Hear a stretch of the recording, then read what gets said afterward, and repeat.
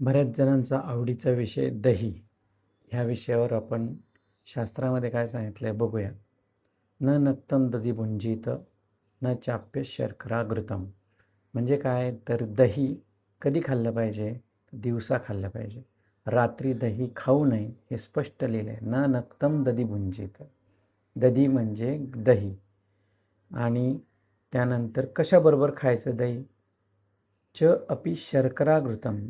तूप आणि साखर ह्याच्याबरोबर दही खाण्यासाठी शास्त्रकारांनी अनुमती दिली. म्हणजे जर आपण तूप आणि साखरेबरोबर किंवा मधाबरोबर किंवा मुगाबरोबर जर दही, मुगाचं वरण त्याच्याबरोबर जर दही खाल्लं तर ते आपल्याला पोषकच आहे. जर आपण दही अशा प्रकारे खाल्लं नाही, अजून एक पद्धतीने दही खायला सांगितलं ते म्हणजे आवळ्याबरोबर. पण अशा प्रकारे जर आपण दही खाल्लं नाही तर काय होणार आहे? हो, निश्चितच रक्तपित्त नावाचा आजार होईल. ओके, रक्तपित्त म्हणजे काय तर बऱ्याचदा आपण थ्रोम्बोसायटोपेनिया वगैरे असे इडिओपॅथिक थ्रोम्बोसायटोपेनिया हे नाव ऐकतो.